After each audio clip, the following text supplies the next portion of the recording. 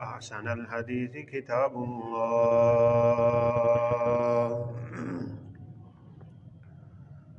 وخير الهدي هدي محمد صلى الله عليه وسلم وشر الأمور محدثاتها وكل محدثة بدعة وكل بدعة ضلالة وكل ضلالة في النار.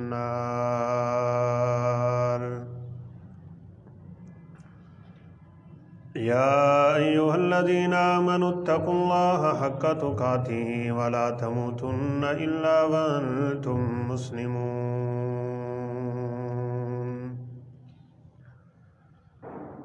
يا أيها الذين آمنوا اتقوا الله وقولوا قولا سديدا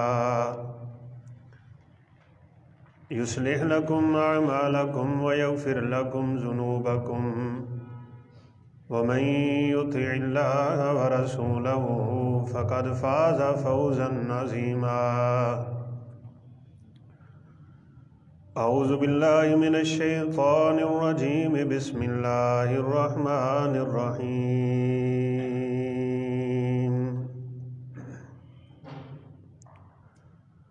يا أيها النبي قل لأزواجك وبناتك ونساء المؤمنين يدنين عليهن من جلابيبهن.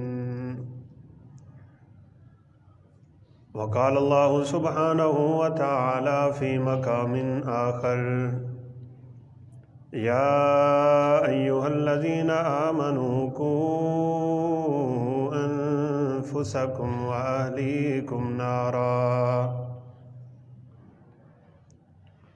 وقال النبي صلى الله عليه وسلم: كلكم راع وكلكم مسؤول عن رعيته. رب اشرح لي صدري ويسر لي أمري واحلل عقدة من لساني يفقهوا قولي. رب زدني علما سبحانك لا علم لنا إلا ما علمتنا إنك أنت العليم الحكيم.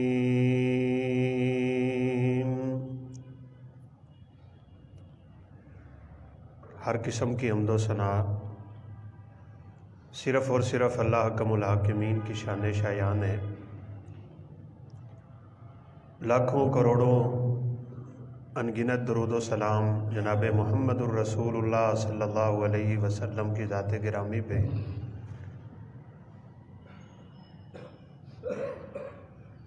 سابقہ خطبہ جمعۃ المبارک میں رسول اللہ صلی اللہ علیہ وسلم کا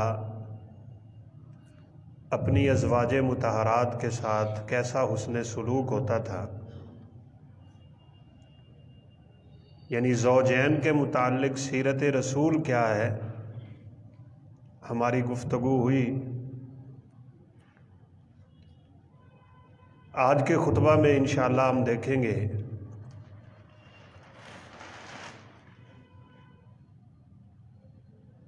کہ گھر کے اندر رہ کر خاوند اپنی بیوی کی تربیت کیسے کر سکتا ہے. رسول اللہ صلی اللہ علیہ وسلم اپنی ازواج مطہرات کی تربیت کیسے فرمایا کرتے تھے. ایک مثالی خاندان، ایک خوبصورت گھرانہ اور پرسکون گھر وہی بن سکتا ہے جہاں اللہ اور اللہ کے رسول کے حکموں کی صحیح فرما برداری کی جائے گی.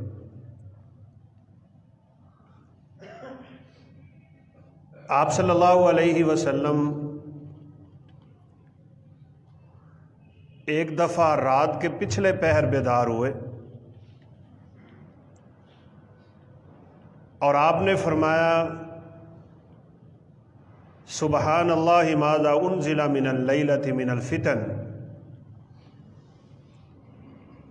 اللہ کی پاکیزگی بیان فرمائی اور فرمایا کہ کس قدر فتنے نازل ہونا شروع ہو گئے ہیں. من یوقظ صواحب هذه الحجرات، یہ حجرے والیاں آپ کی ازواج مطہرات، ان کو کون اٹھائے کہ اٹھ کے اللہ کے سامنے سجدہ ریز ہو جائیں؟ اور پھر ساتھ ہی آپ نے فرما دیا ربا کاسیات فی الدنیا عاریات فی الآخرہ، بہت سی ایسی عورتیں ہوں گی جو دنیا میں لباس تو پہنتی تھیں لیکن قیامت کے دن ننگی ہوں گی۔ اس حدیث مبارکہ سے ایک تو ہم یہ سبق حاصل کر سکتے ہیں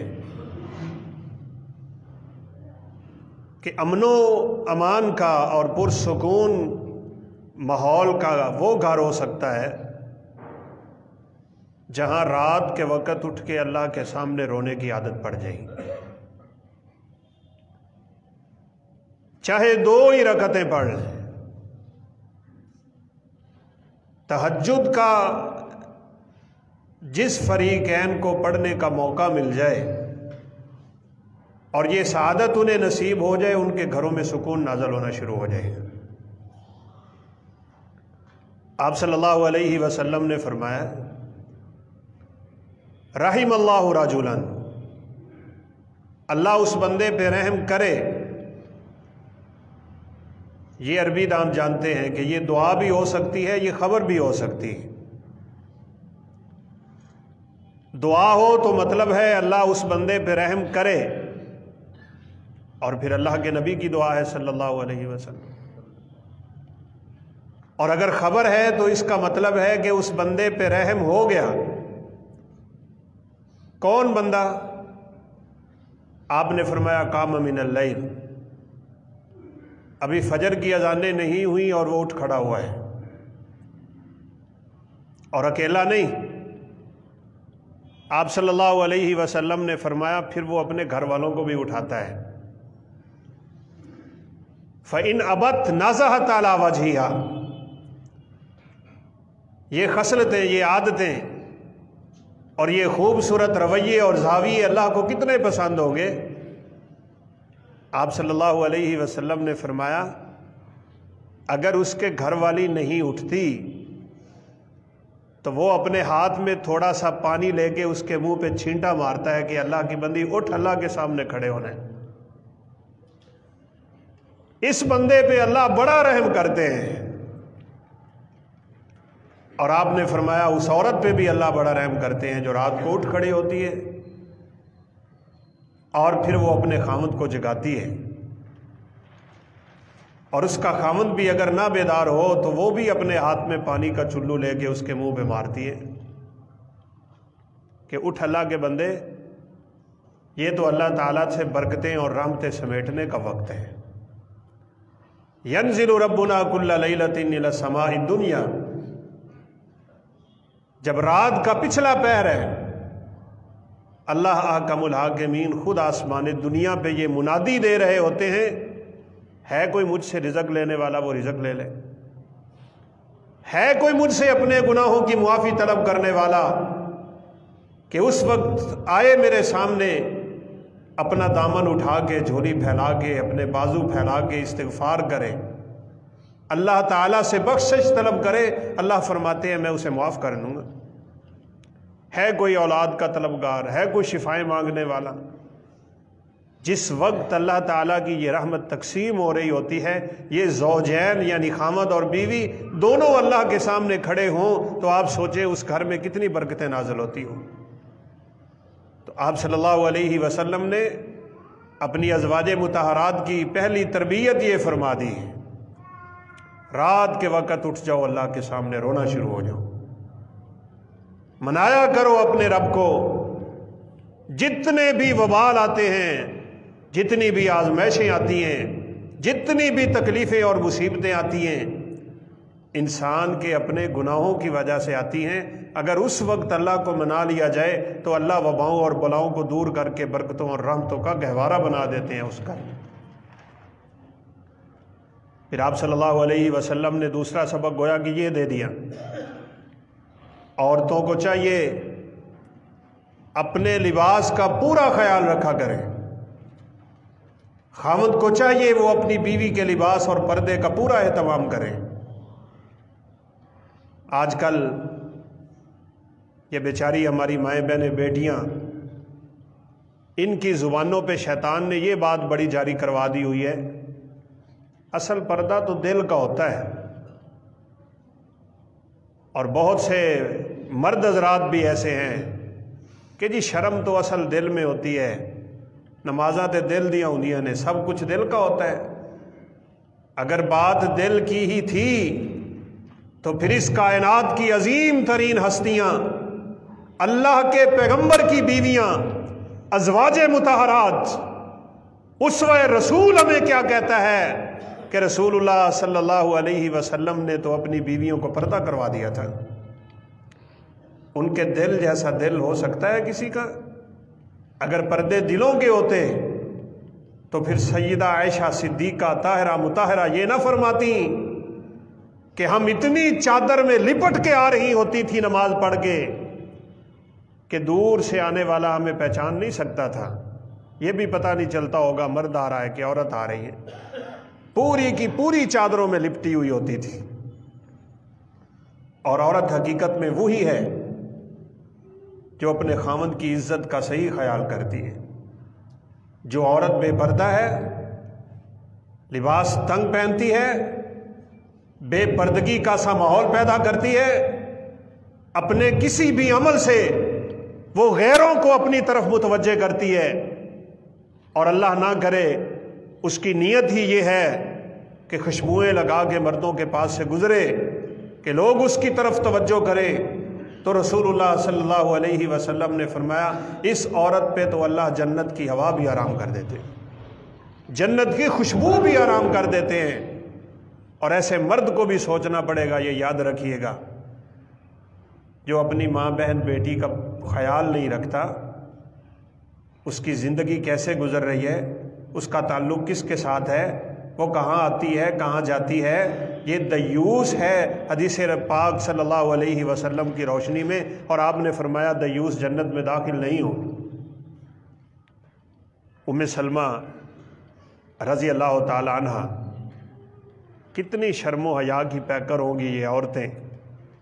اور رسول اللہ صلی اللہ علیہ وسلم نے جب مردوں کو حکم دیا کہ اپنی چادریں ٹخنوں سے اوپر رکھا کریں، اپنی شلواریں ٹخنوں سے اوپر رکھا کریں، تو یہ فرمانے لگی اللہ کے نبی صلی اللہ علیہ وسلم ہم کیا کریں؟ ہم اپنے پلو زمین پہ لٹکائیں؟ تو آپ صلی اللہ علیہ وسلم نے فرمایا ہاں، عورتوں کے لیے یہ حکم نہیں ہے۔ تو یہ پوچھنے لگیں کہ ہم کتنا اپنا کپڑا زمین پہ لٹکائیں تاکہ ہمارے ٹخنوں پہ غیر محرم کی نظر نہ پڑے؟ تو رسول اللہ صلی اللہ علیہ وسلم نے فرمایا ایک بالشت لٹکایا کرو۔ ایک بالشت، جس کو ہم پنجابی میں ایک گٹھ کہتے ہیں، تمہارا اتنا کپڑا زمین پہ لٹکنا چاہیے، زمین پہ گھسٹنا چاہیے تاکہ کسی عورت کے پاؤں پہ کسی غیر محرم کی نظر نہ پڑے۔ تو یہ شرم و حیا کی پیکر کیا فرمانے لگی؟ سیدہ ام سلمہ رضی اللہ تعالیٰ عنہ کہتی ہیں اللہ کے پیغمبر اگر ہم نے ایک بالشت لٹکایا نا اپنا کپڑا، پھر تو لوگوں کی نظر پڑنے کا اندیشہ ہے، آپ اضافہ فرما دیجئے۔ تو آپ صلی اللہ علیہ وسلم نے فرمایا یرخین شبرن، تم ایک ہاتھ اپنا کپڑا زمین پہ لٹکا لیا کرو۔ شرم و حیا کی مثالیں ہیں یہ۔ بعض لوگ بیچارے اپنے عقلوں کے پجاری ہوتے ہیں، لو جی پھر کپڑا تے پلید نہیں ہو جائے گا، جگہ جگہ پہ زمین پہ لگے گا تو عقل کے گھوڑے نہ دوڑایا کریں حدیث رسول صلی اللہ علیہ وسلم کے سامنے۔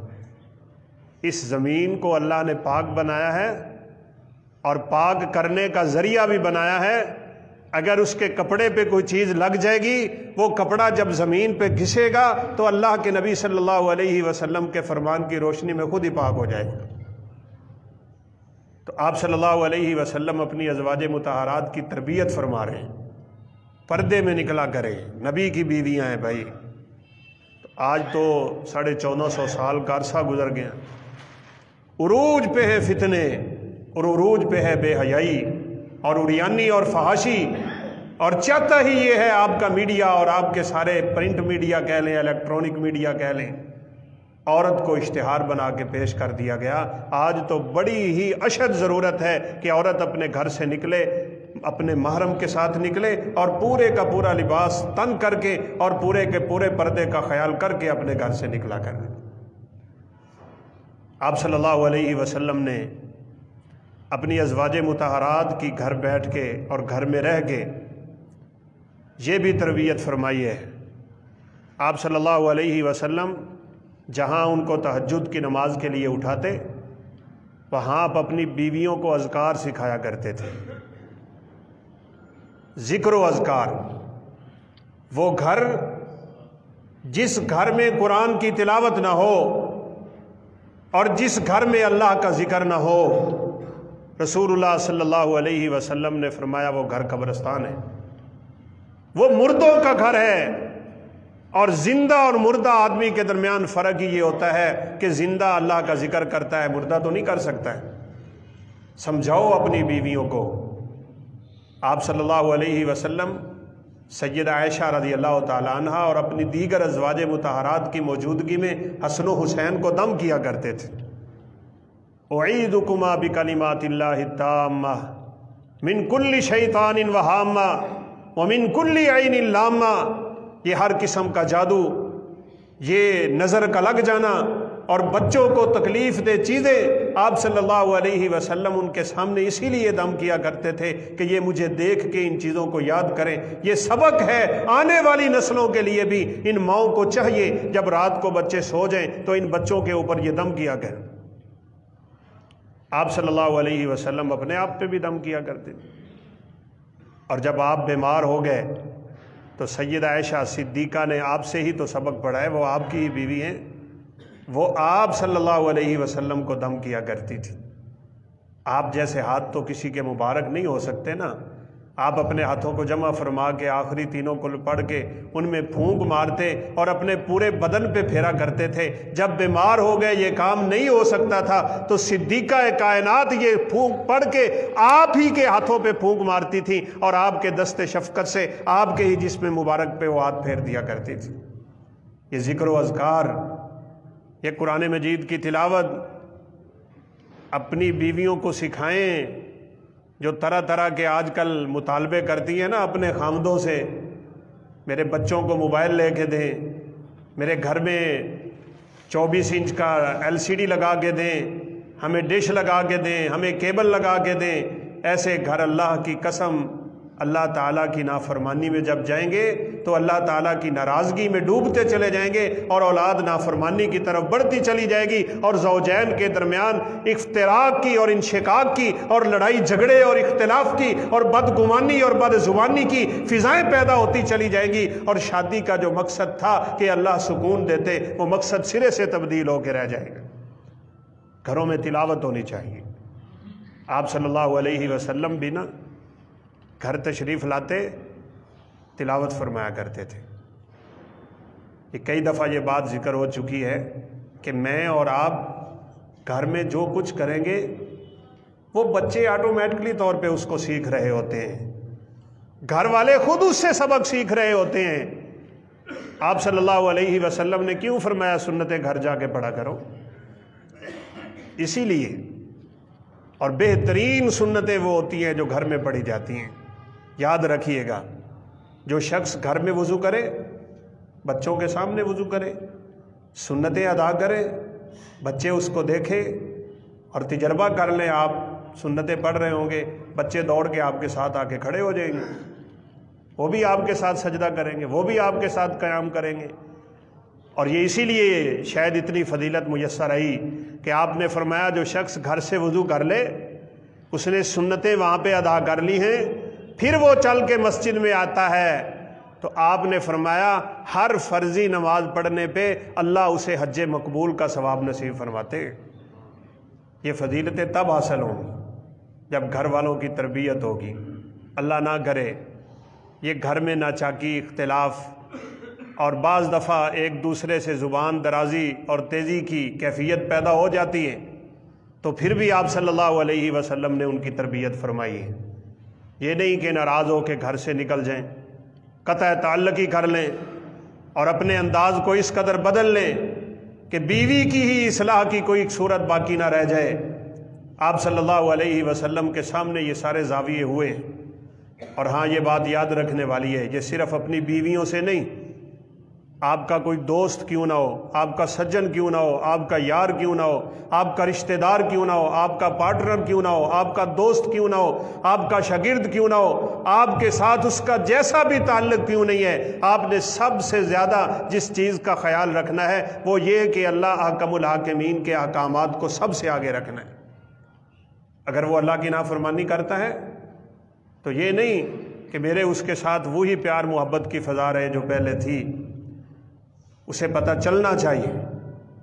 رسول اللہ صلی اللہ علیہ وسلم کی موجودگی میں آپ کی ایک بیوی نے دوسری بیوی کو کہہ دیا تھا، جیسے ہمارے پنجابی میں کہتے ہیں گٹھے قد والی، وہ چھوٹے قد کی تھی۔ یہ شکلیں، یہ عقلیں، یہ صورتیں اور حسن یہ تو اللہ دینے والا ہے۔ جب اس پہ کوئی بندہ زبان درازی کرتا ہے تو گویا کہ وہ اللہ کے فیصلوں پہ کر رہا ہوتا ہے، یہ یاد رکھیے گا۔ جب آپ کسی کو مذاق کرتے ہیں نا، تیری شکل کیسی ہے، تیرا قد کیسا ہے، تو اس کو تو بھائی اللہ نے بنایا ہے نا۔ رسول اللہ صلی اللہ علیہ وسلم نے تو فرمایا ہوا کو گالی نہ دیا کرو۔ آپ کے ساتھ ایک صحابی تھے اور ہوا بڑی تیز چلی، تو عرب کے صحرا میں جب ہوائیں چلتی ہیں تو ریت اڑ اڑ کے چہرے پہ لگتی ہے، اور ان کے یہ رومال جو اوپر رکھتے ہیں وہ قابو نہیں آتے اور سواریاں بفرتی ہیں۔ تو ایک بندے نے ہوا کو گالی دے دی، نہ زمانے کو برا بھلا کہو، نہ ہواؤں کو برا بھلا کہو۔ تو رسول اللہ صلی اللہ علیہ وسلم نے فرمایا لا تلعن الريح، ہوا کو کیوں برا بھلا کہتے ہو، فإنها مأمورة، یہ تو جب بھی چلتی ہے اللہ کے حکم سے چلتی ہے، گویا کہ تو اللہ کے فیصلے کو گالی دے رہا ہے، نعوذ باللہ من ذلک۔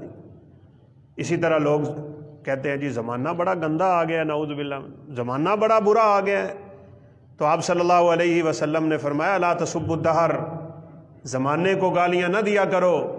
زمانہ ہے کیا؟ یہ تو دن رات کے بدلنے کا نام ہے، یہ تو لیل و نہار کی تقلیب کا نام ہے، اور اس کو بدلنے والا خود اللہ احکم الحاکمین ہے۔ اس لیے اللہ فرماتے ہیں کہ یؤذینی ابن آدم ویسب ابن آدم، مجھے ابن آدم گالی دیتا ہے، یا اللہ تجھے کیسے گالی دے؟ تو اللہ تعالیٰ فرماتے ہیں میرے زمانے کو گالیاں دیتا ہے۔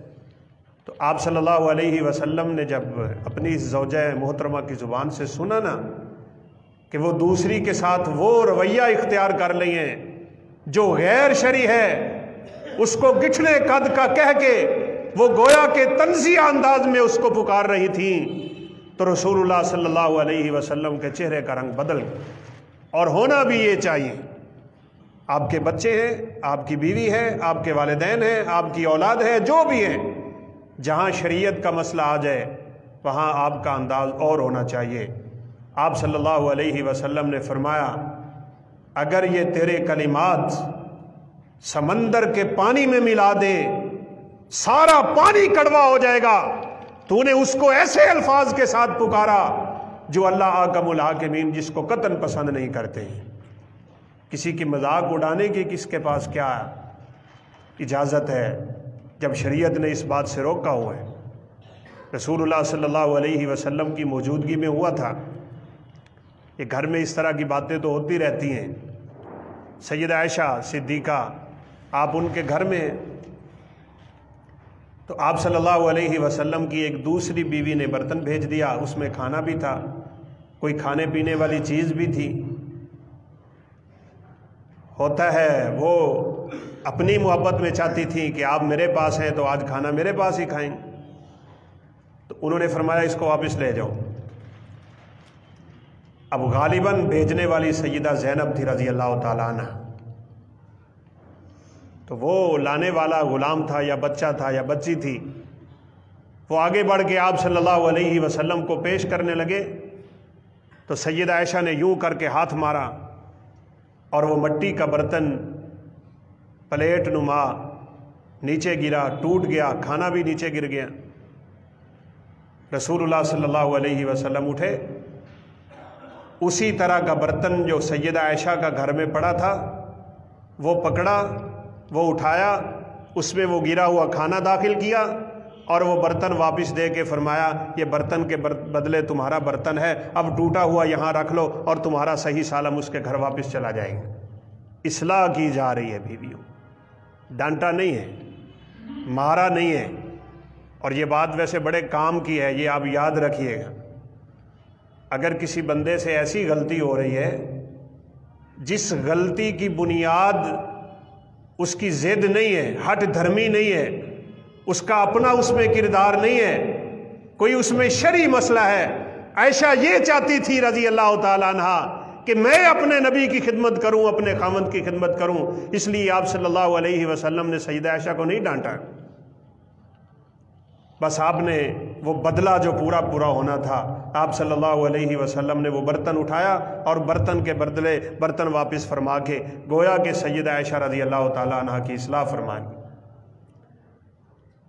آپ صلی اللہ علیہ وسلم گھر میں تشریف فرما ہوتے، اپنی بیویوں کو سکھانے کے لیے آپ اپنے منہ کو انتہائی پاک صاف رکھا کرتے تھے، ہمیشہ مسواک کیا کرتے تھے، اور یہی وجہ تھی کہ آپ صلی اللہ علیہ وسلم جب اس دنیا سے جانے لگے تو سیدہ عائشہ رضی اللہ تعالیٰ عنہ کے بھائی داخل ہوئے اور وہ مسواک کر رہے ہیں۔ تربیت ہوئی ہوتی ہے، تربیت انسان اپنے قول سے زیادہ فعل سے کرتا ہے۔ آپ صلی اللہ علیہ وسلم کی نظریں اٹھیں اور مسواک کے اوپر لگ گئیں۔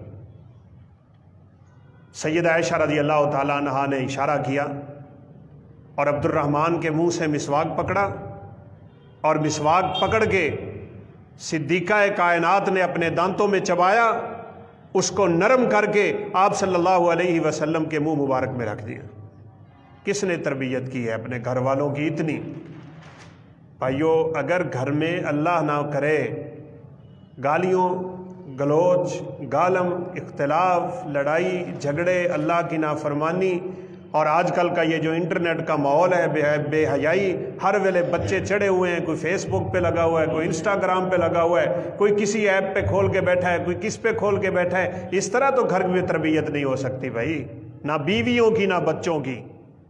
انشاءاللہ زندگی رہی تو آئندہ ہم بچوں کی تربیت رسول اللہ صلی اللہ علیہ وسلم کیسے کیا کرتے تھے اس پہ گفتگو کریں گے۔ آپ صلی اللہ علیہ وسلم اپنی بیویوں کو انتہائی خوبصورت لقب سے پکارا کرتے تھے۔ یہ تربیت ہے۔ بچوں کے سامنے، بیوی کے سامنے ہم اگر کسی کو الٹے نام سے پکاریں گے، بچہ وہی عادت پکڑے گا، گھر والے وہی عادت پکڑیں گے۔ آپ صلی اللہ علیہ وسلم اپنی زوجہ محترمہ کو یا حمیرہ کہہ کے بلایا کرتے تھے۔ حمیرہ اس عورت کو کہتے ہیں جس کا چہرہ انتہائی خوبصورت ہو اور وہ سرخی کی طرح بھکتا ہوا ہو، تو آپ صلی اللہ علیہ وسلم بڑی محبت سے ان کو آواز دیا کرتے تھے۔ زوجین میں محبت ایسے ہی قائم ہوتی ہے جب وہ دونوں اللہ اور اللہ کے رسول کے حکموں کے مطابق زندگی گزارتے ہوں گے۔ رسول اللہ صلی اللہ علیہ وسلم ان کو واضح و نصیحت فرمایا کرتے، اپنے گھر والوں کو آپ اذکار بتلایا کرتے کہ تم نے کون سے اذکار کرنے۔ آپ صلی اللہ علیہ وسلم گھر میں اگر کوئی ایسی چیز دیکھتے، اور یہ میرے اور آپ کے لیے بڑا اہم سبق ہے، کوئی گھر میں ایسی چیز آپ دیکھتے جس کی شریعت میں اجازت نہیں ہے، حالانکہ لگتا یہ ہے کہ ممکن ہے آپ صلی اللہ علیہ وسلم کی زوجہ محترمہ کو پتہ نہ ہو، آپ داخل ہونے لگے تو گھر کے دروازے پہ رک گئے، گھر میں داخل نہیں ہوئے۔ صدیقہ سوچنے لگی کہ آپ صلی اللہ علیہ وسلم گھر میں داخل کیوں نہیں ہو رہے۔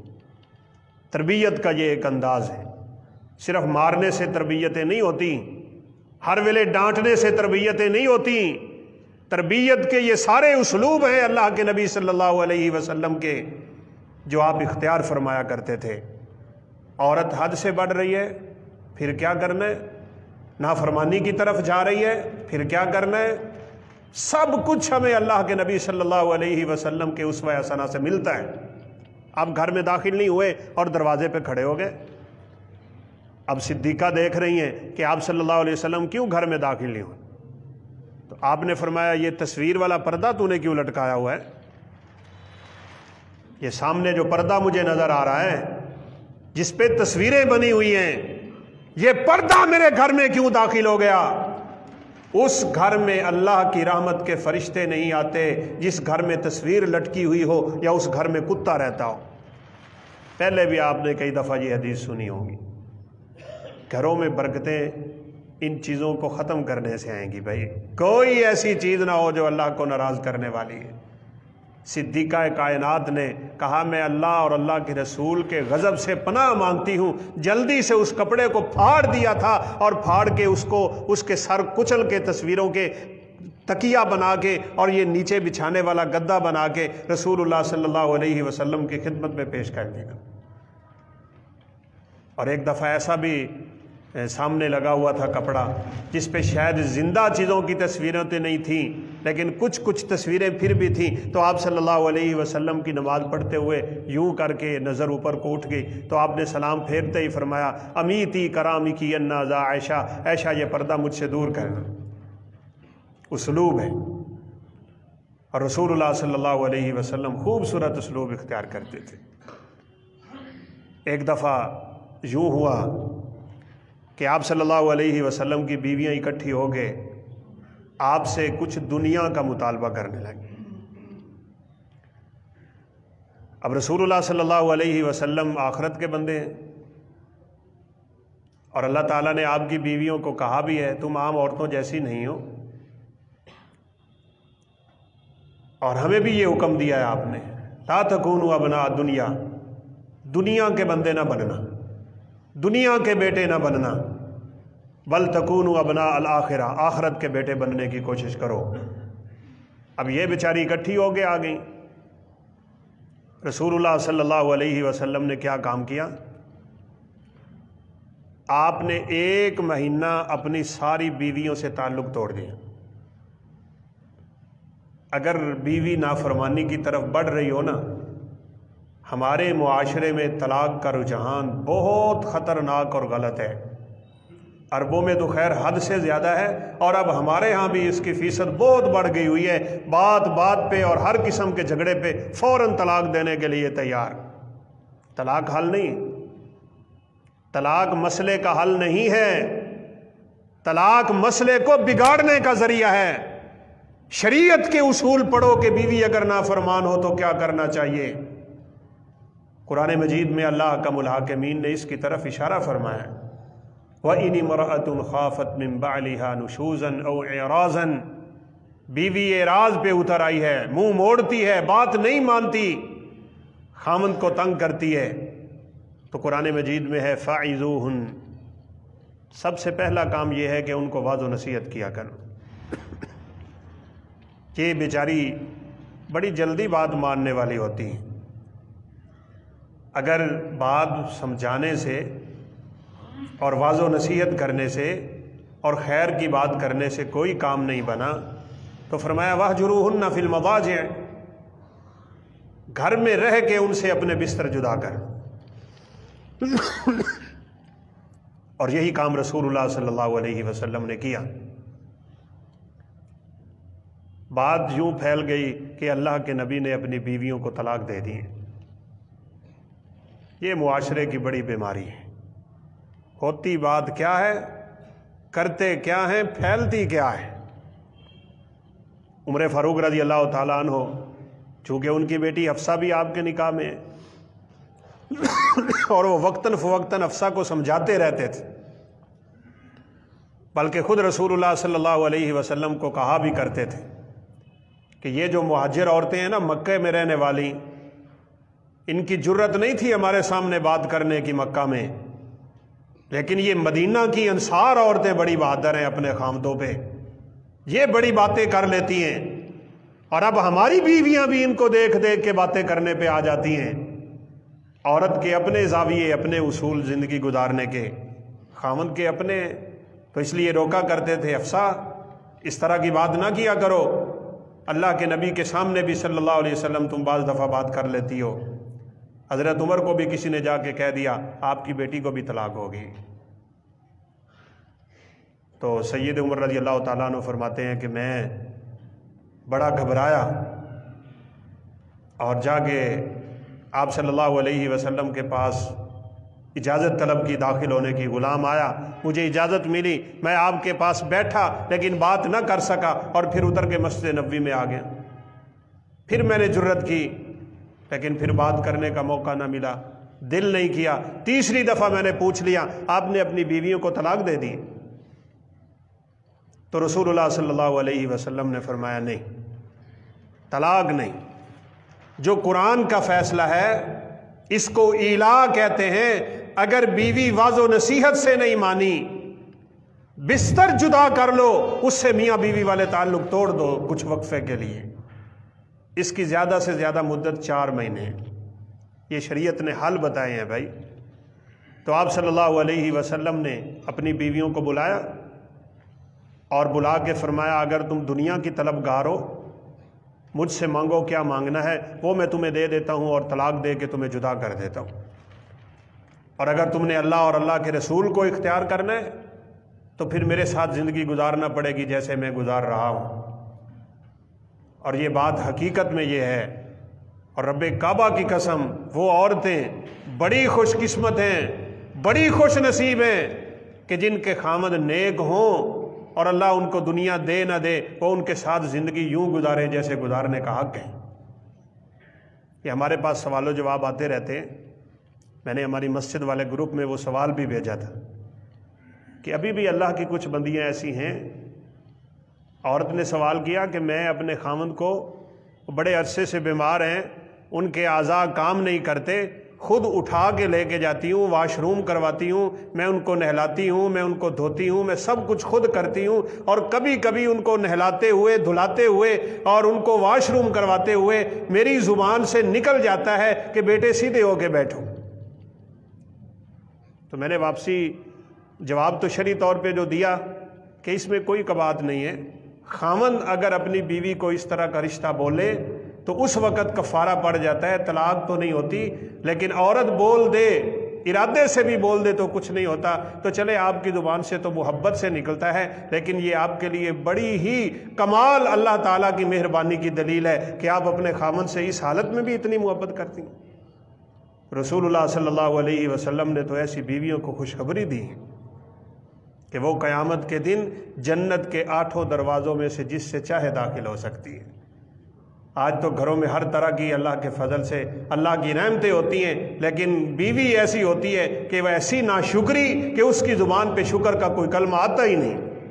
آپ نے فرمایا دنیا لینی ہے لے لو اور میں تم سب کو چھوڑ دیتا ہوں، اور اگر اللہ اور اللہ کے رسول کو اختیار کرنا ہے تو پھر میرے ساتھ زندگی گزارو جیسے میں گزارتا ہوں۔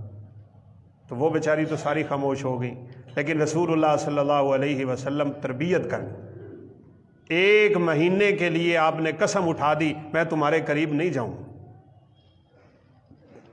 29 دن آپ صلی اللہ علیہ وسلم گھر کے اوپر والے حصے پہ چلے گئے، ساری بیویوں سے آپ جدا ہو گئے۔ 29 دن کے بعد آپ نیچے اتر رہے تھے اپنی ازواج مطہرات کے پاس آنے کے لیے، تو سیدہ عائشہ فرمانے لگیں ابھی تو 1 دن باقی ہے، ابھی مہینہ پورا نہیں ہوا، آپ 1 دن پہلے ہی اتر رہے ہیں۔ تو آپ صلی اللہ علیہ وسلم نے فرمایا عربی مہینہ 29 تاریخ کا بھی ہوتا ہے، اصلاح بیوی کی کر دی۔ 1 مہینہ کی جدائی یہ ایک ذریعہ ہے عورت کو سمجھانے کا، اگر وہ نافرمانی پہ اتر آتی ہے، اور قرآن کہتا ہے اگر اس بات پہ بھی وہ نہیں مان رہی فَبْعَثُوا حَكَمًا مِّنْ أَهْلِهِ وَحَكَمًا مِّنْ أَهْلِهَا، مرد کی طرف سے بھی ایک بندہ اٹھے، کوئی عورت کی طرف سے بھی آ جائے اور مل بیٹھ کے مسئلے کو حل کرنے کی کوشش کریں، اور اگر پھر بھی خدا نخواستہ بات نہیں بنتی اور وہ فیصلہ یہی کر دیتے ہیں کہ یہ آپس میں نہیں رہ سکتے تو جدا ہونے میں بھی کوئی حرج نہیں ہے۔ شریعت نے جہاں نکاح کے احکام رکھے ہیں وہاں طلاق کے بھی رکھے ہیں۔ تو بہرحال کہنے کا مقصد یہ ہے کہ آپ صلی اللہ علیہ وسلم نے اپنی بیویوں کی تربیت کچھ اس انداز میں بھی کی۔ اگر کوئی بات غیر شرعی نظر آئے وہاں ناراضگی ہونی چاہیے بیوی سے، اس کو پتہ چلنا چاہیے کہ میرے خامند کے ہاں اگر سب سے محبوب کوئی چیز ہے تو وہ اللہ کا دین ہے، اور آپ اگر اللہ کی قسم اس چیز کو اپنے اندر پیدا کریں اور میں کر لوں، ہمارے گھروں میں سکون ہی سکون ہو۔ رسول اللہ صلی اللہ علیہ وسلم اپنی ازواج مطہرات کے ساتھ جس انداز میں بھی بیٹھے ہوتے تھے نا، اذان ہوتی تو سیدہ عائشہ فرماتی ہیں آپ کا چہرہ یوں ہو جاتا تھا اور آپ اس قدر جلدی سے گھر سے نکلنے کی کوشش کرتے تھے، اور ہمارے سے آپ کا یوں بے رخی کا معاملہ بن جاتا تھا، ہمیں لگتا ہی نہیں تھا کہ آپ ہمیں جانتے بھی ہیں کہ نہیں جانتے۔ تو بہرحال آپ صلی اللہ علیہ وسلم نے ان طریقوں پہ چل کے اپنی بیویوں کی اصلاح کی ہے، محبت کے انداز میں بھی، ناراضگی کے اصول میں بھی۔ آپ صلی اللہ علیہ وسلم نے شرعی امور میں غصہ فرما کے بھی، اور پھر ہر انداز میں ان کی آپ صلی اللہ علیہ وسلم نے رہنمائی فرما کے بھی۔ گھر میں ذکر کرنا ہے، اذکار کرنے ہیں، تلاوت قرآن کرنی ہے، خامند کی عزت کرنی ہے، اپنے بچوں کی حفاظت کرنی ہے، اور پھر اللہ توفیق دے تو رات کو میاں بیوی اٹھ کے کم از کم 2 رکعتیں پڑھیں جب فجر کی اذان ابھی نہیں ہوئی ہوتی، اور وہ گھر انتہائی رحمتوں کا گہوارہ ہوتا ہے، اور وہ زوجین اللہ کی رحمت میں آ جاتے ہیں کہ دونوں ایک دوسرے کو اٹھاتے ہیں تاکہ ہم اٹھ کے 2 رکعتیں اللہ کے سامنے پڑھ لیں۔ میری اللہ احکم الحاکمین سے دعا ہے اللہ تعالی ہمارے گھروں میں بھی اپنی برکتوں اور رحمتوں کا نزول فرمائے، اور ہر قسم کے اختلاف و انتشار سے بچائے۔ انہ سمیع قریب مجیب، وآخر دعوانا ان الحمد للہ رب العالمین۔